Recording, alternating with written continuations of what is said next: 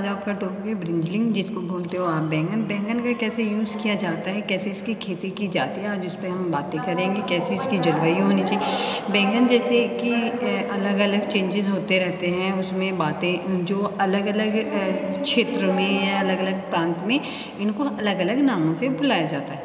जैसे फर्स्ट है आपका इंट्रोडक्शन में क्या होता है, बैंगन भारत में उगाई जाने वाली सबसे आम उष्णकटिबंधीय सब्जियों में से एक है।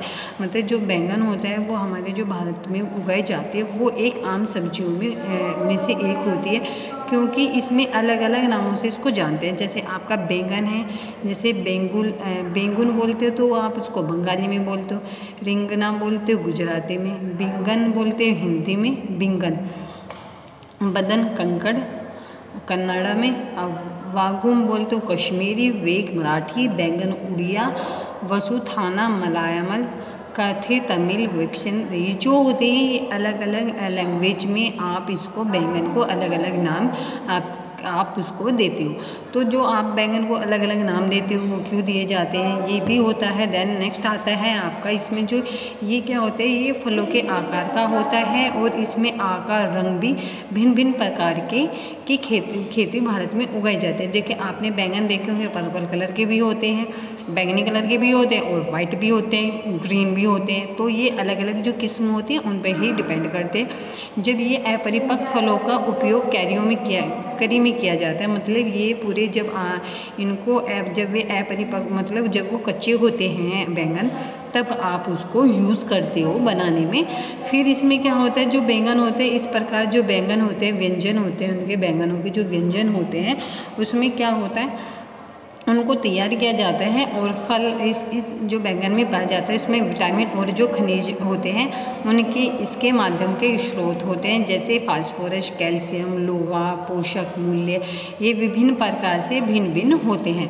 जो बैंगन में अलग अलग टाइप से जो विटामिन, पोषक तत्व, न्यूट्रिशन वैल्यू होती है वो आपकी पाई जाती है। नेक्स्ट है आपका इसमें जलवायु। जो बैंगन होती है इसकी जो जलवायु होती है, गर्म मौसम की ये फसल होती है, मतलब आपकी गर्मियों के टाइम में आने वाली फसल होती है ये। और इसके लिए एक लंबे गर्म मौसम की आवश्यकता होती है, क्योंकि ये गर्मी में होती है और ये ठंड के लिए अत्यधिक संवेदनशील होती है। ये ठंड में बहुत कम होती है, क्योंकि इस पे जो इनकी ओशें डलती हैं और जो ठंड होती है उससे पेड़ ग्रोथ नहीं करते और आगे जो फल है वो भी नहीं बढ़ पाते। तो इसमें ये भी चीज़ें होती हैं। इसमें 13 से 21 ओसी का दिन औसत तापमान जो टेम्परेचर होता है उसके एक सफल जो उत्पादन के लिए ये सबसे अनुकूल होता है, क्योंकि जो टेम्परेचर होता है वो 17 डिग्री सेल्सियस से नीचे आने पर फसल की जो फसल होती है उस पर बुरा इफ़ेक्ट डालता है, क्योंकि वो फसल अच्छे से नहीं ग्रोथ कर पाती। और जब बारिश होती है का मौसम होता है और गर्मियों के मौसम में ये फसल पूर्ण रूप से सफलतापूर्वक उगाई जा सकती है, क्योंकि इसमें इसके जो ग्रोथ होती है वो भी अच्छे से हो जाती है। और समुद्री तल जैसे कि 1200 मीटर की ऊंचाई पर इसको उगाया जा सकता है, क्योंकि जहाँ समुद्री तल होते हैं तो उससे थोड़े ऊंचाई पे खेते होते हैं, तो इतने भी तल पर इसको आप उगा सकते हो। देन नेक्स्ट आता है आपका मौसम। इसे पूरे साल मैदानी इलाकों में आप उगाया जा सकता है, लेकिन रबी फसल सबसे अच्छी होती है। मतलब आप इसको पूरे साल मैदानी क्षेत्र में तो उगा सकते हो, बट उसमें मैदानी क्षेत्र में सबसे जो अच्छी फसल होती है वो रबी मौसम की सबसे अच्छी फसल होती है। देन इसको आप वर्षा ऋतु में जून जुलाई में भी आप इसका यूज़ उगा सकते हो। आप सर्दी के मौसम में से अक्टूबर और नवंबर में भी इसको उगा सकते हो। और ग्रीष्म ऋतु जो होती है आपकी फरवरी से मार्च तक की होती है, आप उसमें भी इस फसल का आप यूज़ कर सकते हो। देन नेक्स्ट आता है इसमें मिट्टी में क्या होता है, ये बैंगन एक हार्डी फसल होती है और जो इसकी खेती होती है वो मिट्टी में एक विस्तृत श्रृंखला के तहत से की जाती है। मतलब एक विस्तृत श्रृंखला होती है, इसके अकॉर्डिंग वो की जाती है। इसमें क्या होता है, जब हाइट आपको जो उपज के लिए आप क्या करते हो, एक साथ लंबी अवधि की फसल के बाद आप लंबे टाइम की जो फसल बोते हैं आप उसके बाद अच्छी तरह से सड़ी हुई जो उपजाऊ मिट्टी होती है फसल इसके लिए बहुत अच्छी होती है। क्योंकि आप जैसे देखते हो कि गन्ने की फसल बो रहे हो या आप गेहूं बो रहे हो और वो एक टाइम बाद कटते हैं तो आप क्या बोलते हो, बैंगन की फसल बो देते हो। तो इससे जो सड़ी गली जो उसमें पेड़ होते हैं जो उसमें जुताई के बाद रह जाते हैं, तो वो उससे क्या होता है आपकी इस फसल के लिए, उससे एक तो मिट्टी की न्यूट्रिशन वैल्यू बढ़ जाती है, क्योंकि जो न्यूट्रिशन वैल्यू होती है वो मिट्टी में मिलने के बाद वो डबल हो जाती है, उत्पादन क्षमता बढ़ जाती है। और उसके बाद जब वो उत्पादन क्षमता बढ़ती है जो आपकी फसल के लिए अच्छी होती है। रेतीली मिट्टी में पैदा होने वाली जो फसल होती है उसकी जो पैदावार होती है बहुत अच्छी जल्दी हो जाती है। तो जो रेतीली मिट्टी होती है उसकी पैदा करने वाली जो फसलें होती हैं उसकी पैदावार अच्छी होती है। और मिट्टी की जो मिट्टी में पैदा होने वाली जो फसल होती है वो भी अधिक उपयोगी होती है। फसल की जो खेती के लिए जो एक आदर्श होता है पीएच वो 5.5 से लेके 6.6 तक का होता है। इसमें क्या होता है जो मिट्टी का पीएच होता है वो 5.5 होगा और उसके बाद 6.6 तक उसका जो होता है पीएच मैन वो हमारी मिट्टी के लिए प्रॉफिट वाला होता है।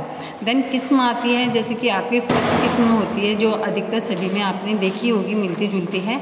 एक वो होता है IARI, इसके द्वारा जारी की गई थी जो किस्म थी वो Pusa Shyamala, Pusa purple long, Pusa purple cluster, Pusa Kranti, Pusa Bhairahawa, Pusa अनमोल H होता है।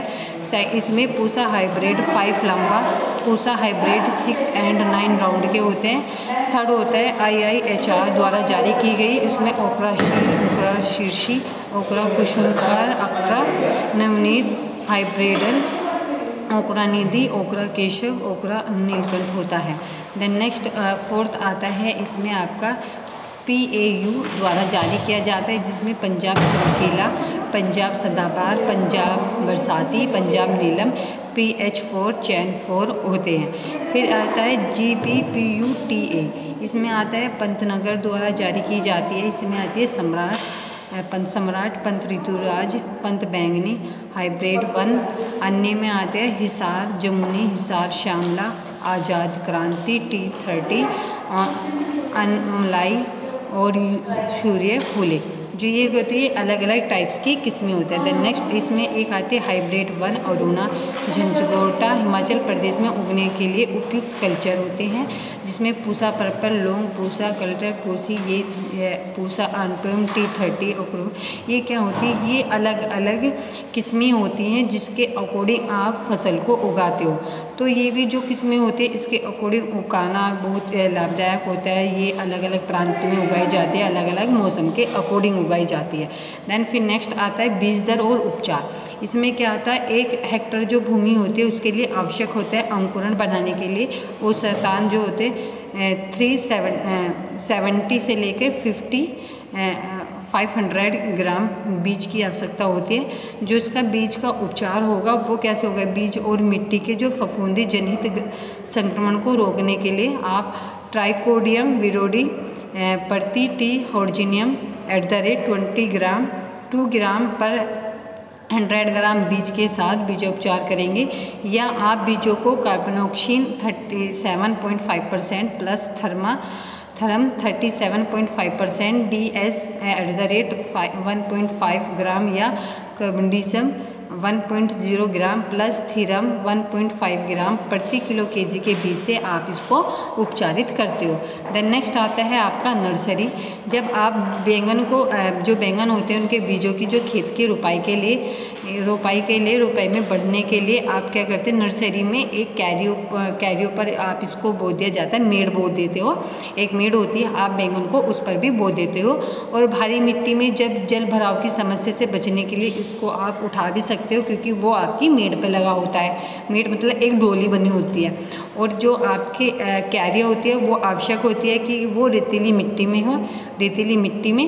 हालांकि जो बुआई को आप क्या करते हो, समतल जो आपकी कैरियो में आप लिया जा सकता है, जिसका आकार के गुना 1.2 गुना 1.5 मीटर और ऊंचाई में 10 से 15 सेंटीमीटर की कैरिया तैयार किए जाते हैं। और इस प्रकार के जो हेक्टर्स होते हैं, जो क्षेत्र होते हैं, वो रोपण के लिए, रोपाई के बढ़ाने के लिए तरह 10 क्यारियाँ पर्याप्त होती हैं। देन जिसका लगभग 70 सेंटीमीटर की दूरी पर पानी, निराई गुड़ाई आदि का जो संचालन होता है वो 2 क्यारियों के बीच में रखा जाता है। और इन क्यारियों की जो सतह होती है वो चिकनी और अच्छी तरह से समतल होनी चाहिए। जो क्यारियाँ होती है तैयार होने से समय अच्छी तरह से विघटित होती है, जिससे PYM या पत्तियों के साँचे में मिट्टी में मिलाया जा सकता है। भीगने के कारण जो रोपाई होती है उसमें कुछ बीज क्या होते हैं बेकार हो जाते हैं, बिल्कुल ख़त्म हो जाते हैं। तो उसका बेविस्टीन जो होता है 15 से 20 ग्राम प्रति 10 लीटर पानी के साथ आप क्यारियों में गणित में आप इसको प्रभावी होते हैं, जिससे कि आपकी बैंगन की खेती अच्छे से हो जाए।